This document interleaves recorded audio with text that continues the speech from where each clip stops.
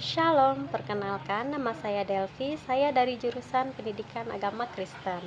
Di sini saya akan membahas tentang biografi singkat entrepreneur yang sukses dan entrepreneur yang gagal. Saya mengambil salah satu biografi singkat pengusaha sukses yang ada di Indonesia yang bernama Hamza. Hamza adalah kata sapaan atau panggilan akrab entrepreneur muda ini dengan nama lengkap Hamza Izulak. Hamza adalah salah satu contoh entrepreneur muda yang sukses dengan usaha membangun franchise dan juga sebagai direktur CV Hamasa yang bergerak dalam bidang kerajinan sofa bed. Hamza sudah belajar berbisnis mulai usia dini pada waktu kelas 5 SD dengan menjual beberapa macam permainan seperti kelereng, petasan, dan berbagai macam permainan yang disukai anak-anak. Mulai beranjak dewasa, pada waktu masuk jenjang SMA, Hamza mulai berbisnis dalam bidang pulsa dan buku-buku dengan melobi pamannya yang mempunyai toko buku yang besar. Hamza mulai menjadi distributor buku dengan diskon 30% dari pamannya. Buku tersebut dijualkan kepada adik kelas dan kakak kelasnya dengan diskon 10%, sehingga dia meraup keuntungan 20% setiap bukunya. Dari itu semua, Hamza mengantongi 950.000. Setelah dapat modal tersebut, Hamza membuka konter pulsa, tetapi sayangnya dalam 3 bulan gulung tikar karena pulsanya sering dikonsumsi sendiri. Dia merasa down dari kebangkrutannya.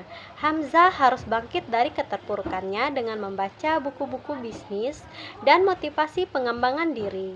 Dari sisa tabungannya, Hamza menggunakannya untuk berjualan pulsa lagi dan membeli alat pembuat pin pada waktu kelas 2 SMA. Setelah usaha tersebut, Hamza merugi karena tak menguasai teknik dalam pembuatan pin sehingga produksinya yang banyak gagal dan ayah Hamza marah besar. Hamza tidak putus asa dan kembali lagi merenungi kesalahannya dan membaca biografi pengusaha-pengusaha besar. Tak lama kemudian, dia berjualan snack-snack roti dan meraup keuntungan 5 jutaan. Dan setelah itu, ia ketemu dengan mitra bisnis yang menjual franchise bimbel seharga 175 juta. Tetapi Hamza tidak mempunyai uang sebesar itu. Kemudian ia harus pinjam kepada ayahnya yang sebagai dosen, tetapi ayahnya hanya meminjamkan uang sebesar 70 juta yang semestinya untuk dibelikan untuk mobil. Hamza melobi untuk membayar 75 juta dulu, sisanya yang 100 juta untuk dicicil. Usaha tersebut berkembang dengan pesat sehingga Hamza mempunyai 3 lisensi bimbel.